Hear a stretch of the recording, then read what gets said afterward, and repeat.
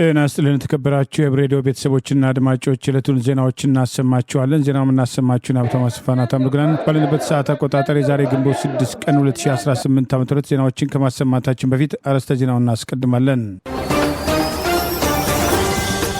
የከሸፈ የባለስልጣናቱ እጀባና የፋኖ የተጠናከረ ወታደራዊ ጥቃት፣ ሲኖዶሱና ስጋቱ፣ የአገዛዙ ታጣቂዎችና የግፍ ግድያ፣ አገዛዙ የጣላቸውን ወታደሮች ማፈን፣ ታላቁ አርበኛ ፕሮፌሰር አስራት መታሰብ፣ 4 ኪሎና አስመራ አዲሱ ዲፕሎማሲ፣ የአሜሪካ አክብሮትና ፕሮፌሰር የሚሉና ሌሎችም ወቅታዊ ዜናዎች ያሉን ዝርዝሩን ነው።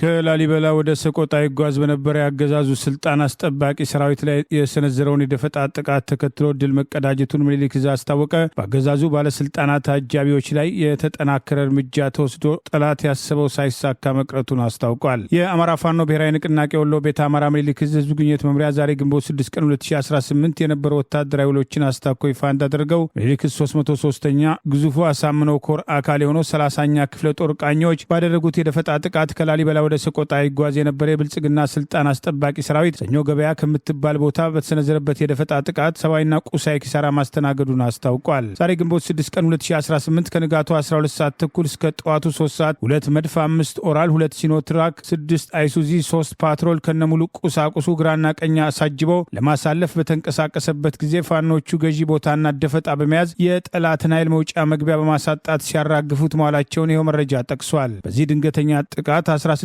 የጠላት ኃይል ሲደመሰስ 11 የቆሰሉ ሲሆን ጠላት በደረሰበት ድንገተኛ መብረቃዊ ጥቃት ተደናግጦ የብልጽግናው አገዛዝ ጦር ዙ 23 መሳሪያን በመጠቀም በዘፈቀደ በመተኮስ 2 አርሶ አደሮችን ቤትና ንብረት ማቃጠሉን አፋብን ወሎ ቤተ አማራ ምኒልክ ዕዝ ዛሬ ግንቦት 6 ቀን 2018 ባወጣው በዚሁ መረጃ ጠቅሷል። ይህ በእንዲህ እንዳለ በተመሳሳይ በእዙ 105ኛ ኮርስ 47ኛ ክፍለ ጦር አትሮንስ ሻለቃ ከአማራ ሳይንት አጅባር ከተማና ከመሃል ሳይንት ደንሳ ከተማ ከወርቅ ማውጫ እስከ መሃል ሳይንት ትምህርት ቤት የጠላት ጥምር ጦር የአገዛዙ ስልጣን አስጠባቂ ሰራዊት በአንድ አድማ ብተናና ሚሊሻ የፖሊስ አባላት ላይ በተቀናጀና በተናበበ መንገድ የወሰነው ጥቃት ተከትሎ ድል መቀዳጀቱን አስታውቋል። የአትሮንስ ሻለቃ አናብስቶች የጠላትን እንቅስቃሴ ቀድሞ በማንበብና የጠራ መረጃ በመስራት ለማጥቃት የመጣውን ጠላት ደፈጣ ውስጥ በማስገባት አይቀጡ ቅጣት በመቅጣት ከፍተኛ ሰብአዊና ቁሳዊ ኪሳራ ማድረሳቸውን አስታውቋል። በዚህ ውጊያ 45 የጠላት ኃይል የተደመሰሰ ሲሆን 38 መቁሰላቸውን፣ 9 ክላሽንኮቭ፣ 3 አብራራው፣ 1 ፋል፣ 1700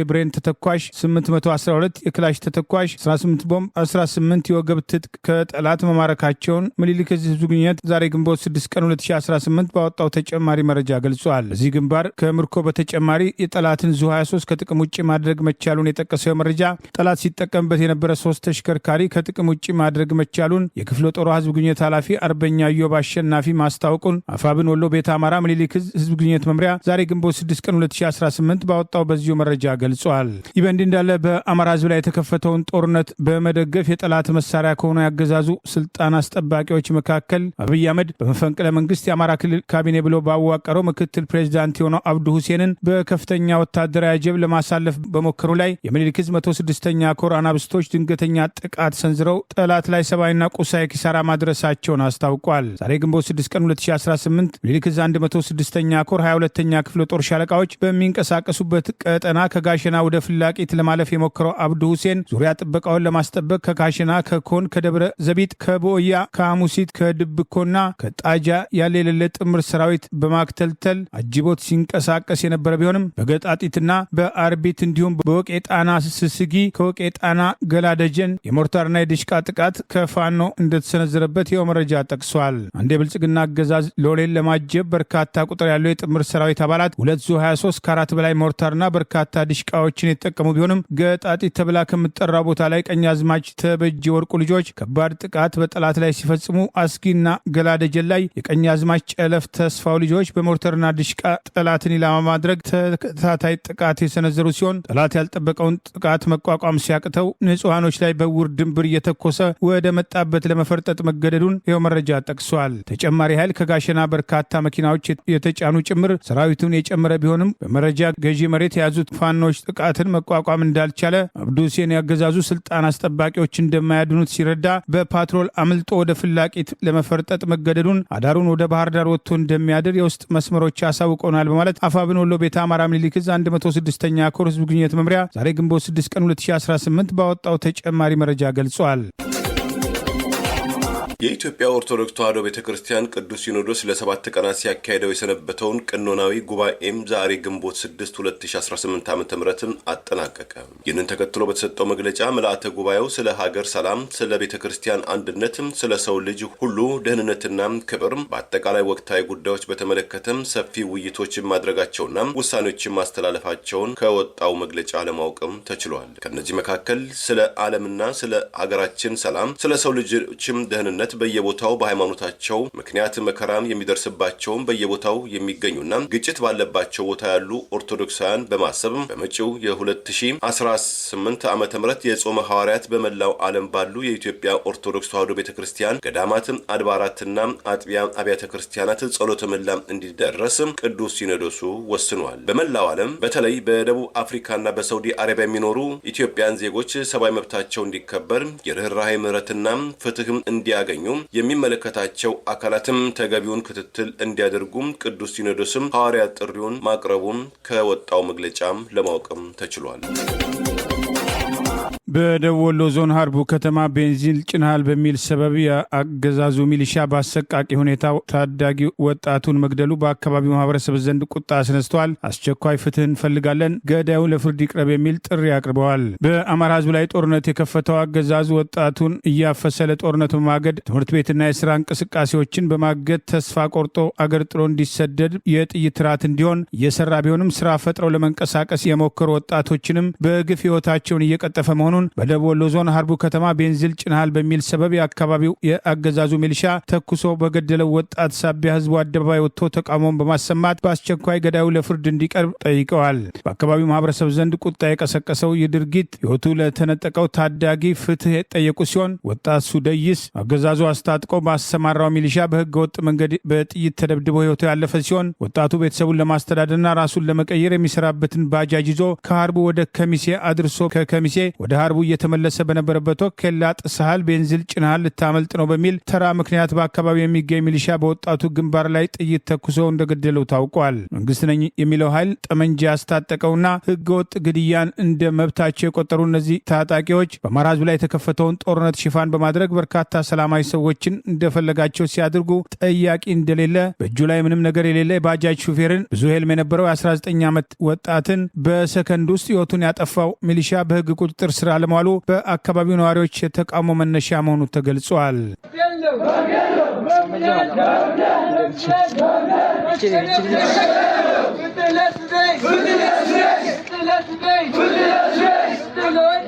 በቅርቡ ያገዛዙ ፖሊስ በአዲስ አበባ ከተማ ለጥያቄ ትፈልጋለህ የተባለ ወጣትን ፖሊስ ጣቢያ በር ላይ አንድ የፖሊስ ባልደረባ በጥይት የገደለ ሲሆን የአካባቢው ህዝብ መቆጣቱን ተከትሎ የከተማው አስተዳደር ለቤተሰቦቹ የቀበሌ ቤት ይሰጣለሁ በሚል ወንጀሉን ለማድበስበስ መሞከሩ በቅሬታ መነሳት ጀምረዋል። ይህ በእንዲህ እንዳለ ያገዛዙ በርካታ የሰላም አስከባሪ አመራሮችና አባላት የአማራ ፋኖ ብሔራዊ ንቅናቄ ምህረት አዋጅን በመቀበል ሸዋ ጠቅላይ ግዛት አሳምነው ዕዝን መቀላቀላቸው ተገለጸ። ትናንት ግንቦት 5 ቀን 2018 ሙሉ ትጥቃቸውን ይዘው የወገን ኃይል የተቀላቀሉት እነዚህ አመራሮችና አባላት ምንም እንኳን ቢረፍድም ከጥፋት መንገድ ተመልሰን የበደልነውን ህዝብ ለመካስና ከወገናችን ጎን ለመቆም በማንኛውም ሁኔታ ዝግጁ ነን በማለት አስተያየት መስጠታቸውን ሸዋ ጠቅላይ ግዛት አሳምነው ዕዝ የህዝብ ግንኙነት ባወጣው ተጨማሪ መረጃ ገልጿል። የአሳምነው ዕዝ አመራሮች በበኩላቸው ሌሎች አሁንም በአገዛዙ ስር ሆነው ህዝብን እየበደሉ ያሉ ታጣቂዎች የቀረበላቸውን የምህረት ጥሪ ተጠቅመው ወደ ወገን ኃይል እንዲቀላቀሉ ዳግም ጥሪ ማቅረባቸውን አፋብን ሸዋ ጠቅላይ ግዛት አሳምነው ዕዝ ህዝብ ግንኙነት መምሪያ ዛሬ ግንቦት 6 ቀን 2018 ባወጣው በዚሁ መረጃ ገልጿል።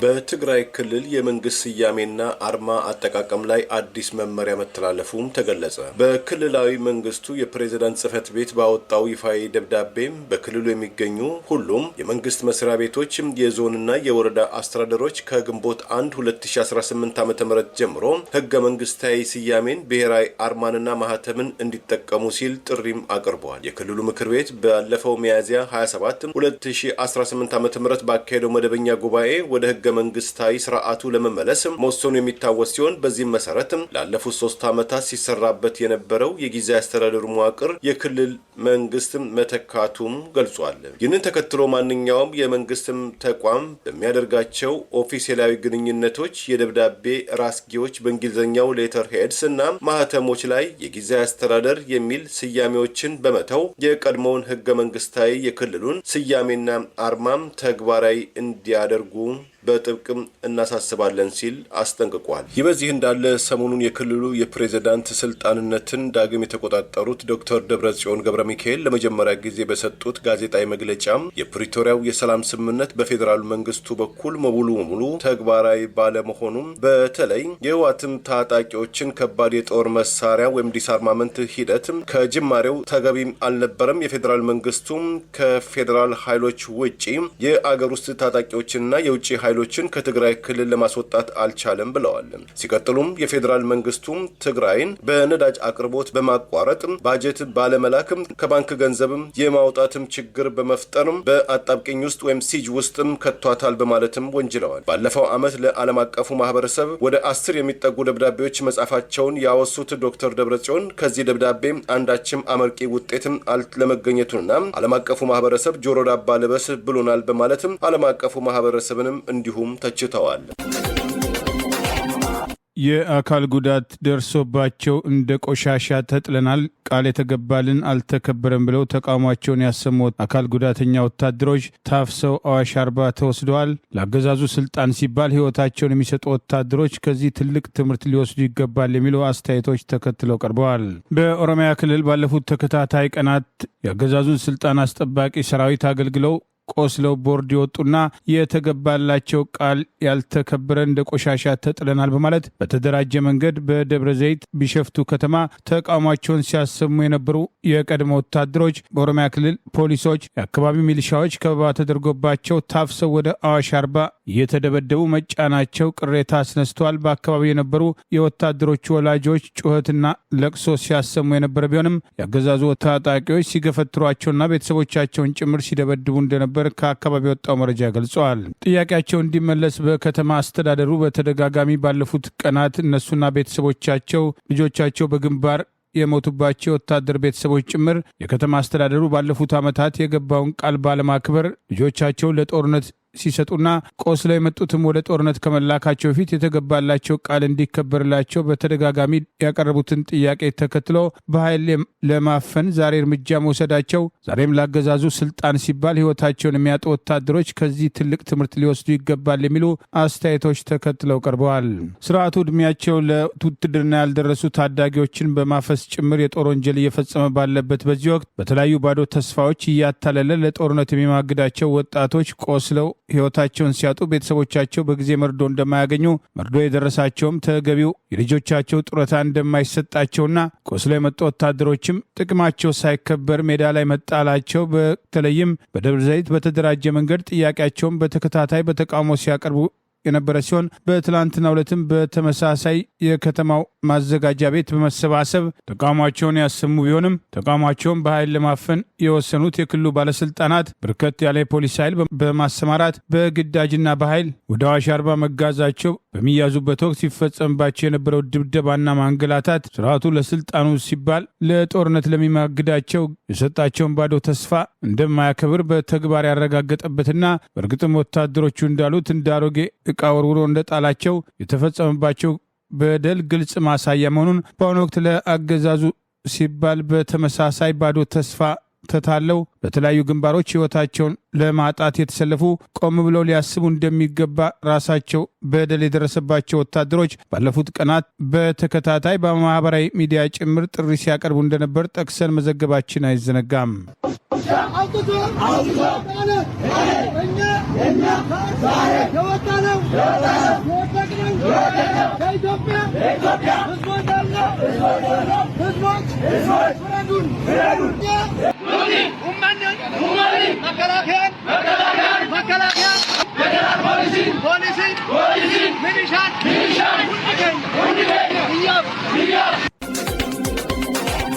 የታላቁ አርበኛ ፕሮፌሰር አስራት ወልደየስ 27ኛ የሙት ዓመት በማህበራዊ ሚዲያ ታሰበ። ለአማራ ህዝብ ብሎም ለኢትዮጵያ ህዝብ ታላቅ መስዋዕትነት የከፈሉ አርበኛ ዘላለም ሊታወሱ ይገባል የሚሉ አስተያየቶች ተከትለው ቀርበዋል። በኢትዮጵያ ከነጻነት በኋላ የተገኙ የመጀመሪያ የቀዶ ጥገና ሐኪም የነበሩት ታላቁ አርበኛ ፕሮፌሰር አስራት ወልደየስ በአማራ ማንነታቸው ሳቢያ በህወሓት የበላይነት የሚመራው ኢህአዴግ እንደ ጠላት ቆጥሯቸው ለ6 ዓመታት በእስር ቤት ሲሰቃዩ የነበረበትና ከሀገር ውስጥ ሕክምና ተከልክለው ከቆዩ በኋላ ህይወታቸው አደጋ ላይ ሲደርስ ከሀገር ወጥተው እንዲታከሙ የተፈቀደበት ሁኔታን በማስታወስ ወደ አገር ቤት አስክሬናቸው ተመልሶ ካረፈ ዛሬ ግንቦት 6 ቀን 2018 ዓ.ም 27ኛ ዓመታቸው ሲሆን ይሄው በማህበራዊ ሚዲያ እየታሰበ ይገኛል። በ1983 ዓ.ም የኮሎኔል መንግስቱ ኃይለማርያም አስተዳደር ወድቆ በምትኩ የተተካው በህወሓት የበላይነት የሚመራው ኢህአዴግ ያደረገውን የመጀመሪያ የሽግግር መንግስት ምክር ቤት ተከትሎ የኤርትራን መገንጠል አዝማሚያ የቋንቋና ዘር ተኮር ፌዴራሊዝምን ኢትዮጵያን አደጋ ውስጥ እንደሚከት በማሳሰብ ከዩኒቨርሲቲ ተወክለው የመጡ ብቸኛ ምሁር የነበሩት ፕሮፌሰር አስራት ወልደየስ ለኢትዮጵያ ህዝብ ድምጻቸውን በማሰማት ተቃውሟቸውን ያሰሙ ሲሆን አገዛዙ ከዚያ በኋላ በበቀል እርምጃ ሲከታተላቸው የኖረ ከዩኒቨርሲቲ ካባረራቸው ዩኒቨርሲቲ መምህራን መካከል የሚገኙ ሲሆን የመላው አማራ ህዝብ ድርጅት መኢአድን በ1984 ዓ.ም በአሩሲ በበደኖ በአርባ ጉጉ የአማራ ብሔር ተወላጆች ላይ ያነጣጠረ ጭፍጨፋ ዛሬ ኦሮሚያ ክልል በሚባለው በስፋት ሲፈጸም የአማራ ህዝብ ራሱን እንዲከላከል እንዲነቃ ለማድረግ ድርጅት እስከ ማቋቋምና መንቀሳቀስ የደረሱ ሲሆን በደብረ ብርሃን በጊዜው አድርገውት የነበረውን ንግግር መሰረት አድርጎ የጦርነት ቅስቀሳ አድርገዋል፣ በህገወጥ መንገድ እስረኞችን አስፈትተዋል በሚል ውንጀላ አገዛዙ በግፍ አስሮ በፖለቲካ እስር ላይ ያሉ ሕክምና በመከልከል ህይወታቸውን ለአደጋ ማጋለጡም ህልፈታቸውን በሚታሰብበት በዛሬው ዕለት አንዳንዶች አስታውሰው በማህበራዊ ሚዲያ ጽፈዋል። ፕሮፌሰር አስራት ወልደየስ ከአባታቸው ከአቶ ወልደየስ አልታየና ከእናታቸው ከወይዘሮ በሰልፍ ይዋሉ ጽጌ ሰኔ 12 ቀን 1920 ዓ.ም በአዲስ አበባ ከተማ የተወለዱ ሲሆን በ1934 ዓ.ም ተፈሪ መኮንን ትምህርት ቤት የጀመረ የዘመናዊ ትምህርት ተሳትፏቸው በ1935 ዓ.ም በተፈሪ መኮንን ትምህርት ቤት ከሁሉም ተማሪዎች አንደኛ በመውጣት በወቅቱ የአንደኛ ደረጃ ትምህርታቸውን ካጠናቀቁ ወጣቶች መካከል ሊያቃለ ውጤት ማስመዝገባቸውና ወደ ውጭ ሀገር ልኮ ማስተማር ተጀምሮ የነበረ ሲሆን ፕሮፌሰር አስራትም የትምህርት ዕድል ምክንያት ግብጽ ወደሚገኘው የእንግሊዞች ቪክቶሪያ ኮሌጅ መላካቸውን በቪክቶሪያ ኮሌጅ ለ5 ዓመታት ትምህርታቸውን ከተከላከሉ በኋላ በስኮላርሺፕ ለከፍተኛ ትምህርት ወደ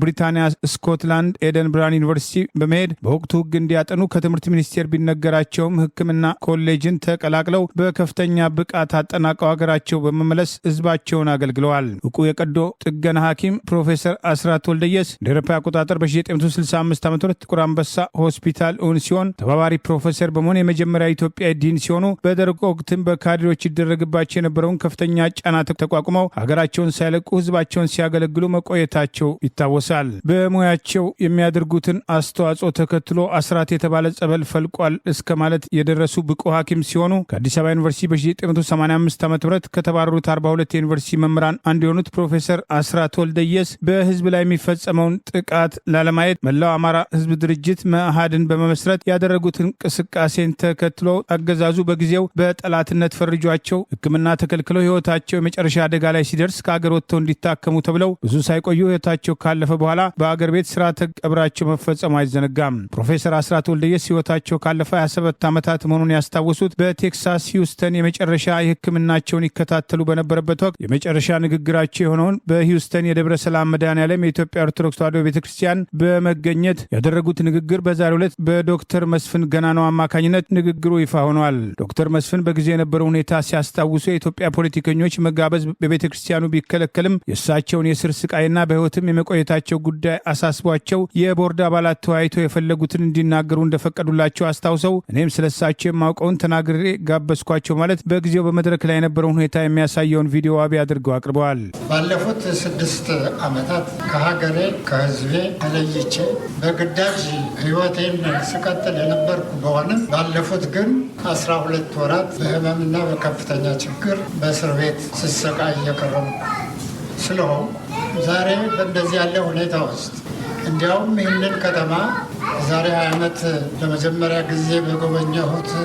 ወቅት በትንሹም ቢሆን የማውቀው ስለነበረና በዚያን ወቅት ለመድኃኒት እንኳን ቢሆን አንድ ኢትዮጵያዊ ለማግኘት አስቸጋሪ የነበረበት ዘመን አልፎ ዛሬ ለመጀመሪያ ጊዜ ከ6 ዓመት በኋላ ከእስር ቤት ወጥቼ የመጀመሪያ ግንኙነቴ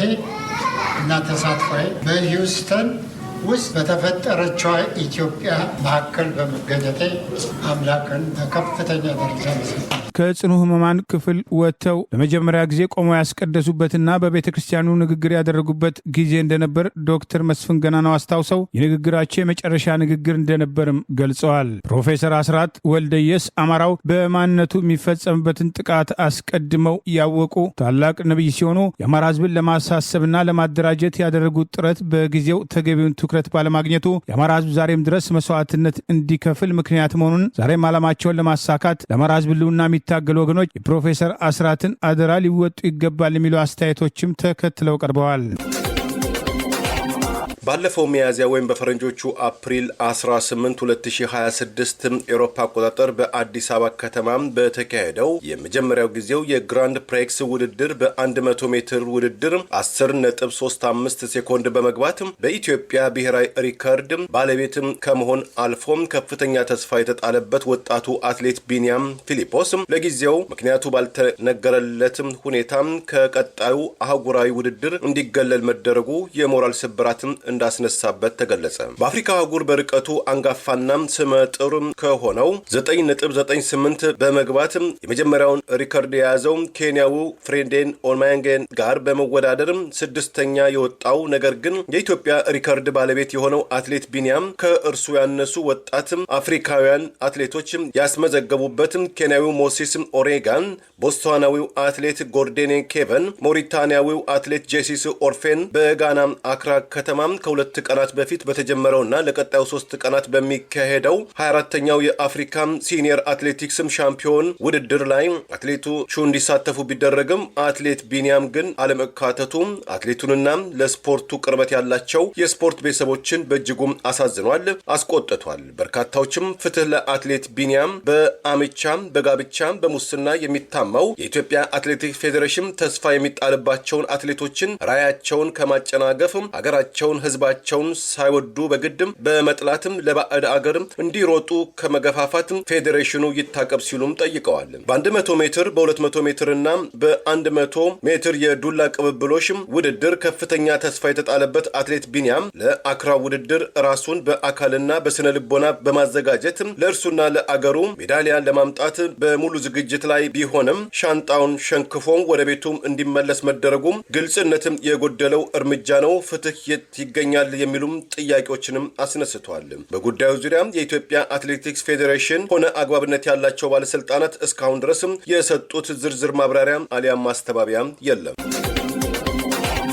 የጠቅላይ ሚኒስትሩ አገዛዝ ህወሓት የልብ ልብ ያገኘው በኤርትራ መንግስት ስለሚደገፍ ነው በሚል ከኤርትራ መንግስት ጋር ዳግም ዲፕሎማሲያዊ ግንኙነቱን ለማደስ ጥረት መጀመሩን የሚጠቅሱ መረጃዎች ወጥተዋል። ጠቅላይ ሚኒስትሩን ክህደት ፈጽሟል ብሎ የሚያስበው የኤርትራ መንግስት ለአገዛዛቸው ዲፕሎማሲያዊ ጥረት በጎ ምላሽ እንዳልሰጠና በተቃራኒው ካድሬዎች አዲስ አበባና አስመራ ላይ ዳግም አብይና ኢሳያስ እጅ ለእጅ ተያይዘው ይጓዛሉ የሚል ቅስቀሳ ጀምረዋል። በትግራይ ላይ የተደረገውን ጦርነት ተከትሎ የኤርትራ መንግስትና ህዝብና እናመሰግናለን፣ የኤርትራ ወታደሮችን እናመሰግናለን በሚል አገዛዛቸው ለወሰደው እርምጃ ሲከላከሉ የቆዩት ጠቅላይ ሚኒስትር አብይ አህመድ የፕሪቶሪያው ስምምነት በተናጠል ከህወሓት ጋር እንዲካሄድ ከማድረግ አልፈው ኤርትራን ያገለሉ እርምጃዎችና ከዚያ በኋላ የተከተሏቸው ዲፕሎማሲያዊ አካሄዶች አስቀድሞ የነበራቸውን ቃል ያፈረሰ በኤርትራ መንግስት ላይ ክህደት ፈጽመዋል በሚል ከኤርትራ ጋር ዲፕሎማሲያዊ ቁርቋስ ውስጥ የገቡ ሲሆን አሰብን በኃይል እንቆጣጠራለን እስከ ማለትና የአረብ ኤሚሬት አጀንዳን ይዘው ያደረጉት ጥረት አለመሳካቱን ተከትሎ ከኤርትራ መንግስት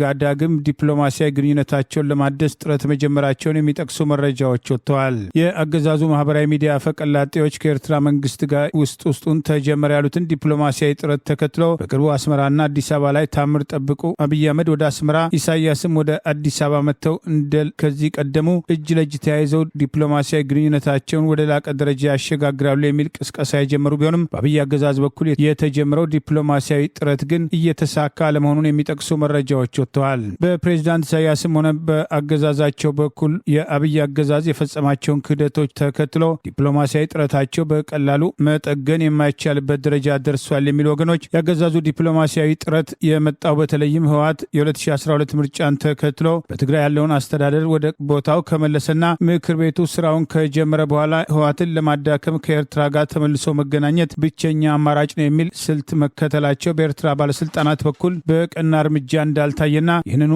ተልዕኮ ለመፈጸም ወደ አስመራ የተላኩ የጠቅላይ ሚኒስትሩ ዲፕሎማቶች በጎ ምላሽ እንዳላገኙ የሚጠቅሱ አስተያየቶችን መውጣት ጀምረዋል። የጠቅላይ ሚኒስትሩ አስተዳደርና ለትግራይ ብልጽግና ፓርቲ የቀረቡ ሌላው ቀርቶ ከህወሓት ተለይተው ከጠቅላይ ሚኒስትሩ ጋር ግንባር የፈጠሩትን ጌታቸው ረዳ ሳይቀር ጽምዶ በሚል የህወሓትና የኤርትራ መንግስትን ጥምረት በተመለከተ በወቀሳ ሲያነሱ የቆዩ ሲሆን የአብይ አገዛዝ የውጭ መንግስት ጎትቶ በትግራይ ጦርነት ውስጥ እንዲሳተፍ ለማድረግ ሲፈልግ ቅዱስ፣ በሌላ በኩል ህወሓት ከኤርትራ መንግስት ጋር መተባበሩ እርኩስ ተደርጎ ሊቆጠር አይገባም በሚል በተደጋጋሚ ከኤርትራ መንግስት ጋር ለገቡበት አዲስ ቁርቋሶ የብሔራዊ ጉዳይ ተቆርቋሪ መስለው ለመታየት መሞከራቸው በተለይም በጦርነቱ ወቅት የኤርትራ ወታደሮች መግባታቸውን ከመካድ ጀምሮ መግባታቸው ይፋ ከሆነና ዓለም አቀፍ ተቋማት ጭምር ተደጋጋሚ ወቀሳ በጊዜው ያቀርቡ በነበረበት ወቅት የኤርትራ መንግስትና ሰራዊትን እናመሰግናለን ያሉበትን ሁኔታ የሚያስታውሱ ወገኖች በቅርቡ አሰብን በኃይል እናስመልሳለን የሚለው ስትራቴጂያቸውን ለማሳካት የኤርትራ ወታደሮችን እስከ ማጥላላትና የኢትዮጵያን ዳር ድንበር ለቀውን ይውጡ የሚል ጥያቄ ማቅረባቸው በተለይም አሰብን በኃይል እንቆጣጠራለን የሚለው የአረብ ኤሚሬት የፖለቲካ ተልዕኮ በኤርትራ መንግስት በኩል በቀላሉ ያልታየና ይህንን ለማክሸፍ በሚመስል መንገድ ከሳውዲና ከሌሎችም ሀገራት ጋር ያደረጋቸው ትብብሮች የአብይ አገዛዝ ያሰቡትን ወታደራዊ እርምጃ ሳይወስዱ ኤርትራ የራሷን ደጀን ማጠናከር መጀመሯ በተለይም ሳውዲ በቀጥታ በአብይ አገዛዝ ላይ ጫና ለመፍጠር የወሰደቻቸው እርምጃዎች ጉልህ ማሳያ መሆናቸው ሲጠቀስ ቆይተዋል። ጠቅላይ ሚኒስትሩ ህወሓት የትግራይን ስልጣን መልሶ ከተቆጣጠረና ጠቅላይ ሚኒስትሩ ለአንድ ዓመት ስልጣናቸውን ያራዘሙት የትግራይ ጊዜያዊ አስተዳደር ፕሬዚዳንት ሌተናል ጀነራል ታደሰ ወረደ ከተንሳፈፉ በኋላ ከህወሓት ጋር ለመነጋገር ውስጡን ዲፕሎማሲያዊ ጥረት መጀመራቸውን መረጃዎችን ጠቅሰን መዘገባችን አይዘነጋም። ጠቅላይ ሚኒስትሩ ለኢትዮጵያ ህዝብ በፓርላማ ከህወሓት ጋር ከዚህ ቀደም የትግራይ ጦርነት ወቅት ያደርጉት የነበረውን የጓዳ ድርድር በተመለከተ በመካድ ድርድር አላደረግንም ያሉ ቢሆንም የአውሮፓ ህብረት ልዩ መልእክተኛ አኒታ ዌበርን ጨምሮ የአሜሪካ ልዩ መልእክተኛ አምባሳደር ማይክ ሀመር በየደረጃው ከፕሪቶሪያ በፊት በአሩሻና ጅቡቲ የነበሩ የጓዳ ድርድሮችን ማጋለጣቸው አይዘነጋም። በቅርቡ በአወዛጋቢ መንገድም የትግራይ ክልል ፕሬዝዳንት ሆነው የተመረጡትም ዶክተር ደብረጽዮን ገብረ ሚካኤል በሳውዲ አረቢያ መንግስትም ታስረው የሞት ቅጣትም ሊፈጸምባቸው የተቃረቡ በመቶች የሚቆጠሩ የትግራይ ብሔር ተወላጆችም ስደተኞችም የሀገሪቱ ባለስልጣናት ምህረት እንዲያደርጉላቸውና በሰላም ወደ ሀገራቸው የሚመለሱበትን ሁኔታ እንዲያመቻቹም ጠየቁ። በዶክተር ደብረጽዮን ተጽፎ ለሳውዲ አረቢያ የውጭ ጉዳይ ሚኒስትር ፋይሳል ቢን ፋይሳል አልሳዑዲም ዛሬ የተላከው ደብዳቤም ስደተኞቹ በትግራይ ጦር ምክንያትም ከተከሰተው ሰብአዊ ቀውስን ለማምለጥም ሲሉ አስቸጋሪ ሁኔታ ውስጥ የወደቁ ንጹሃን ዜጎች መሆናቸውን ይገልጻል። ይህንን ደብዳቤ የምጽፍላችሁ በጉዳዩ አስቸኳይነትና ጥልቅ በሆነ አክብሮት ነው ያሉት ዶክተር ደብረጽዮን በመቶች የሚቆጠሩ የትግራይ ብሔር ተወላጆች ስደተኞችም የመገደል አደጋም ተደቅኖባቸዋል የሚሉ መረጃዎችም መግለጻቸውንም አመልክተዋል። ደብዳቤውም ሲቀጥል ስደተኞቹ በትግራይ ክልል በተካሄደው አውዳሚ ጦርነት ምክንያትም የተከሰተውን መፈናቀል፣ ረሃብና የኢኮኖሚ ውድመትም ሰለባዎችም እንደሆኑ የገለጹ ሲሆን ብዙዎቹም ከኢትዮጵያ የወጡትም የወንጀል ዓላማም ኖራቸው ሳይሆን በተስፋ መቁረጥ ውስጥም ሆነው ህይወታቸውን ለመታደግ ነውም ብለዋል። ዶክተር ደብረጽዮን የሳውዲ ባለስልጣናት የሞት አደጋም ተደቅኖባቸው ለሚገኙ ስደተኞችም አፋጣኝ ምህረት እንዲያደርጉ ወደ ሞት ቅጣትን ሊያመሩ የሚችሉ ማንኛቸውንም የህግ ሂደቶችን እንዲያቋርጡና ከሚመለከታቸው ዓለም አቀፍና ሰብአዊ ተቋማት ጋር በመቀናጀት ስደተኞቹ በሰላም ወደ ሀገራቸው የሚመለሱበትን ሁኔታ እንዲያመቻቹም ተማጽነዋል። ይህ ጥሪ የቀረበው በእጽም ጋር በተያያዘ ወንጀሎችም ተከሰው በሳውዲ አረቢያም ታስረው የሚገኙ የኢትዮጵያ ዜጎች ዕጣ ፈንታ በተመለከተም ከሰብአዊ መብት ተሟጋቾች ቡድኖችና ከቀጠናው ባለስልጣናት ዘንድ ከፍተኛ ስጋት እየተገለጸ ባለበት ወቅት መሆኑን ተመልክቷል። በኢትዮጵያ ውስጥ የአንድ ክልል መሪ ለሌላ ሉዓላዊ አገር ኦፊሴላዊ ደብዳቤ መጻፍ ወይም ቀጥተኛ ግንኙነት መፈጸም ያልተለመደ አሰራር ሲሆን ዶክተር ደብረጽዮን ይህንን የተማጽኖ ደብዳቤ የጻፉት ከሰብአዊነት ጥያቄ የተነሳም ስለመሆኑ አሊያም የሌተናል ጀነራል ታደሰ ወረደን ወንበር በኃይል በመናድም በፕሪቶሪያው ሰላም ስምምነት ወቅትም ህጋዊ አካልነቱ የተገፈፈውን አወዛጋቢው የትግራይ ክልል ምክር ቤትን ወክለው አሊያም ትግራይን ራሷን እንደ አንዲትም ዲፋክቶ ግዛት በመቁጠር ስለመሆኑ በውል አልተገለጸም። ቀደም ሲል የኢትዮጵያ ኦርቶዶክስ ተዋሕዶ ቤተክርስቲያን ፓትርያርክም ብፁዕ ወቅዱስ አቡነ ማትያስ በሳውዲ አረቢያ የሞት ፍርድ ተፈርዶባቸው ሞታቸውን እየተጠባበቁ በሚገኙ ኢትዮጵያን ወገኖችን ህይወት ለመታደግ የኢትዮጵያና የሳውዲ አረቢያ መንግስታትም ጥረታቸውን እንዲያጠናክሩ አስቸኳይ ጥሪ ማቅረባቸው መዘገባችን ይታወሳል።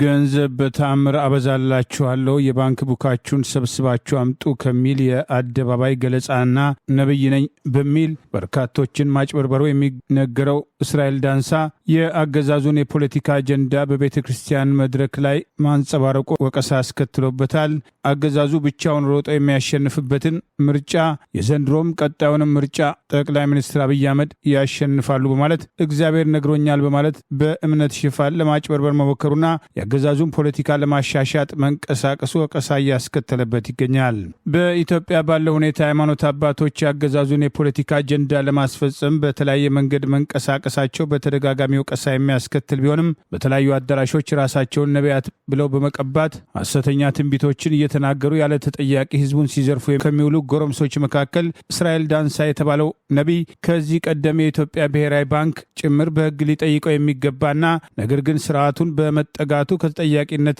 ያመለጠበት የባንክ ቡካችሁን አምጡ የምትፈልጉት ገንዘብ ይበዛላችኋል በማለት በቤተ ክርስቲያን ውስጥ የባንክ ቡክ አሰብስቦ በምዕመኑ ላይ ሲቀልል የነበረና ሚራክል መኒ አስገባለሁ በሚል በተደጋጋሚ የእምነቱን ተከታዮች በተለያዩ የማጭበርበር ድርጊቶች ሲዘርፍ የነበረ ቢሆንም የአገዛዙን ድጋፍ ተከትሎ በሚዘዋወርበት አካባቢ በአገዛዙ ኮማንዶዎችና የየአካባቢው ፖሊሶች፣ ትራፊክ ፖሊሶች ጭምር የሚታጀብና እሱና መሰሎቹ የስርዓቱን የፖለቲካ አጀንዳ ለማስፈጸም ምርጫና የተለያዩ ጉዳዮች መጡ ቁጥር ለስርዓቱ በሃይማኖት ሽፋን የአገዛዙን ፖለቲካ ለማሻሻጥ መሞከራቸው የእምነቱ አባቶች ጉዳዩን በቸልታ ሊያዩት አይገባም። ጠቅላይ ሚኒስትሩ ፈተው በለቀቋቸው የሐሰተኛ ነቢያት አማካኝነት ዘንድሮ ብቻ ሳይሆን ቀጣይ ዓመት ድል ከተሰጣቸው ከ5 ዓመት በኋላም ከስልጣን እንደማይወርዱ በእግዚአብሔር ስም እየነገሩ ነው በማለት የዛሬ መልእክት የሚናገረው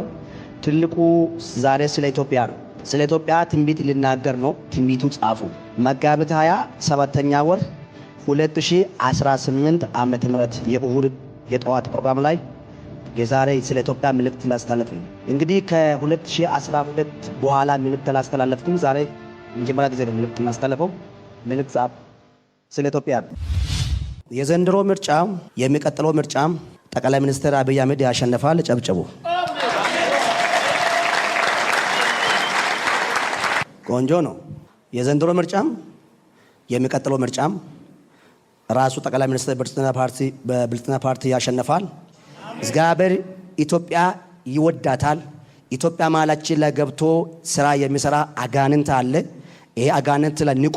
እዚህ ውስጥ አማራ አለ፣ እዚህ ውስጥ ትግሬ አለ፣ እዚህ ውስጥ ኦሮሞ አለ። ጠቅላይ ሚኒስትሩ የብልጽግና ፓርቲ አንደኛ ጉባኤ በተባለበት ወቅት የገዛ ጓዶቻቸውን አላምን ብለው ራሳቸው አስመራጭና መራጭ ሆነው ብቻቸውን ባሸነፉበት የፓርቲ ፕሬዝዳንትነት ምርጫ በጫማቸው ስር ያለው ምርጫ ቦርድ የሚያካሄደው የስሙላ ምርጫን ተከትሎ ምርጫው እንደሚያሸንፉ አስቀድሞ የተዘረፈውን ምርጫ ተከትሎ ተደጋጋሚ አስተያየት ሲሰጥ የቆየ ሲሆን ዘንድሮ ብቻ ሳይሆን ከ5 ዓመት በኋላም እድል ካገኙ በተመሳሳይ የስሙላ ምርጫ ስልጣናቸውን ለማስቀጠል ቆርጠው መነሳታቸውን የሐሰተኛው ነቢይ የተሰጠው ተልዕኮ አካል ያሳያል የሚሉ ወቀሳዎች ተከትለው ቀርበዋል።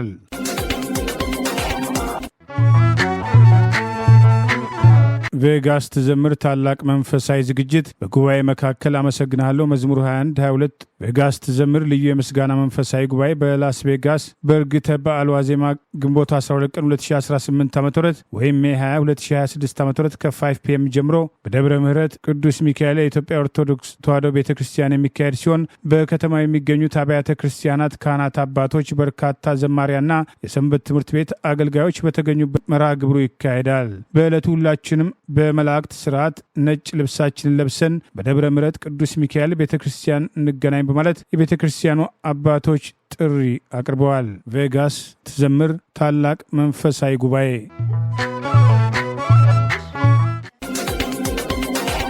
ሚሊዮኖችን ከረሃብ የታደጉትም ትውልደ ኢትዮጵያዊው የግብርና ሳይንቲስት ፕሮፌሰር ገቢሳ እጀታን አሜሪካም ዳግም አከበረቻቸው። ትውልደ ኢትዮጵያዊው የግብርና ሳይንቲስት ፕሮፌሰር ገቢሳም ድርቅንና በሽታን መቋቋም የሚችል ልዩ የማሽላ ዝርያ በማራባት በዓለም ላይ የማሽላን ምርትን በከፍተኛ ደረጃ እንዲጨምር ኢትዮጵያን በመሳሰሉትም ከድርቅና ከረሃብ ጋር ለሚፈታተኑ አገራትም ውስጥ የሚገኙ በሚሊዮኖች የተቆጠሩ ዜጎችን ከረሃብ ለመታደግም መቻላቸውን ቀደም ሲል የተገነዘበው በዋሽንግተን ዲሲ የሚገኘው የአሜሪካ ብሔራዊ ታዋቂ የፈጠራ ሰዎች ማዕከል በእንግሊዝኛው ናሽናል ኢንቨንተርስ ሆል ኦፍ ፌም የአንጋፋው ፕሮፌሰር ገቢሳን ስም እንዲካተትም ሰሞኑን ወስኗል። በአሜሪካው ኢንዲያና ግዛት በሚገኘው ፕሩድ ዩኒቨርሲቲ የቀድሞ መምህር የነበሩትም ትውልደ ኢትዮጵያው ፕሮፌሰር ገቢሳም በአፍሪካ አህጉር ውስጥ ዋነኛ የምግብ አይነቶች መካከል አንዱ የሆነውን ማሽላን በአብዛኛው ውሃ አጠር በሆኑ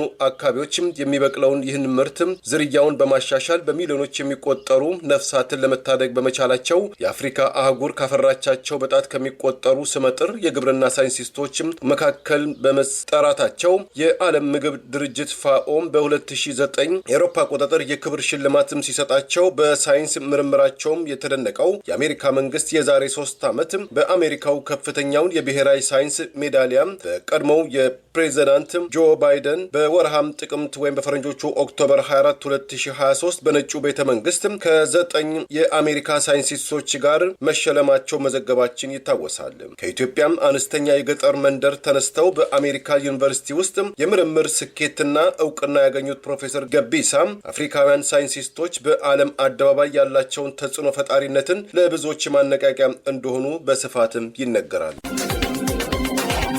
ኢትዮጵያን ጨምሮ ህንድ ውስጥ በሚካሄደው የብሪክስ ስብሰባ ላይ እየተሳተፉ የሚገኙት የኢራን የውጭ ጉዳይ ሚኒስተር እና የተባበሩት አረብ ኤሚሬቶች ኢራን ላይ በተከፈተው ወታደራዊ ዘመቻ ቀጥተኛ ተሳትፎ እንዳላት በመጥቀስ መክሰሳቸውን የኢራን መገናኛ ብዙሃን ዘገበ። ውዝግቡ የተነሳው ኤሚሬት የእስራኤሉ ጠቅላይ ሚኒስትር ቤንያሚን ናታንያሁን በኢራን ጦርነት ወቅት ወደ አገራቸው በድብቅ መጓዛቸውን በመግለጽ ያወጡትን መግለጫ በተመለከተ መሆኑን ተገልጿል። የኢራን የውጭ ጉዳይ ሚኒስትር አባስም አሪጋቺ ከዚህ በኋላ በብሪክስ ስብሰባ ተገኝተው ባደረጉት ንግግር መከፋፈልን ለመዝራትም ከእስራኤል ጋር የተጣመሩ ያሏቸውን አካላትም ተጠያቂ ይሆናሉ ማለታቸውን ሮይተርስ የዜና አገልግሎትም ዘግቧል። የኢራኑ የውጭ ጉዳይ ሚኒስትር በዚሁ በብሪክስ መግለጫ ላይ የኤሚሬቶችም ስም ያልጠቀስኩትም ለአንድነት ስል ነው፣ እውነታው ግን የተባበሩት አረብ ኤሚሬትም አገሬ ላይ በተፈጸመው ባሉት ጥቃትም ቀጥተኛ ተሳትፎ ነበራትም፣ ጥቃቶቹም ሲጀመሩ ያወገዙት መግለጫ እንኳን አልነበረም ሲሉም መክሰሳቸውም ተገልጿል።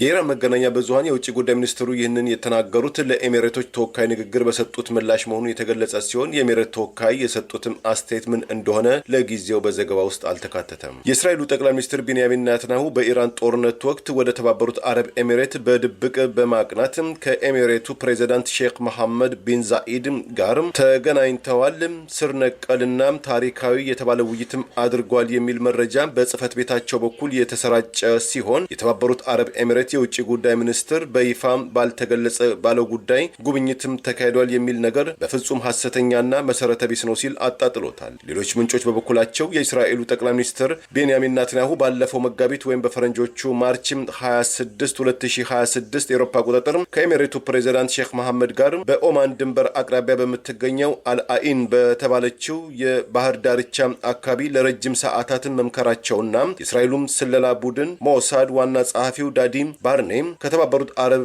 ኤሚሬት ጋር በትንሹ 2 ጊዜያት መጎብኘታቸውን ዎል ስትሪት ጆርናል ዘግቧል። የብሪክስ አባል አገራትም ብራዚል፣ ሩሲያ፣ ህንድ፣ ቻይና፣ ደቡብ አፍሪካ፣ ግብጽ፣ ኢትዮጵያ፣ ኢራን፣ ሳውዲ አረቢያ፣ የተባበሩት አረብ ኤሚሬትና ኢንዶኔዥያ ያካተተ ሲሆን ከዓለም ህዝብ 49%፣ ከዓለም ቆዳ ስፋት 36%፣ ከዓለም የአገር ውስጥ ምርት ወይም ጂዲፒ 39%ና ግዙፍ የነዳጅ ሀብት ያላቸው አገራት በውስጡ መካተቱን መረጃዎች ይገልጻሉ። ለዛሬ ያሉን ዜናዎች እነዚህ ናቸው። ዜና ውስጥ አድምጡ ለቆያችሁ የህብር ሬዲዮ ቤተሰቦችና አድማጮች ምስጋናችን ድረሳችሁ። የህብር ሬዲዮ ኦፊሻል ዩቲዩብ ቻናላችንን ሰብስክራይብ ያላደረጋችሁ ሰብስክራይብ በማድረግ በተጨማሪም የደውል ምልክቱን በመጫን የህብር ሬዲዮ ቤተሰብ እንድትቀላቀሉ በአክብሮት እንጋብዛለን። እንደ ወትሮ ሁሉ የህብር ሬዲዮ ቤተሰቦች ፕሮግራሞቻችንን ላይክ በማድረግ ሼር በማድረግ አስተያየቶቻችሁን በመስጠት አብሮነታችሁን እንድትገልጹ በአክብሮት እንጠይቃለን። ከቻናላችን በተጨማሪ በአገር ቤት በአማራ ሰዓት ኤቢሲ በሚሰራጭበት ሳተላይት ታገኙናላችሁ። በድጋሚ እናመሰግናለን። ጤና ይስጥልን። ቸር እንቆይ።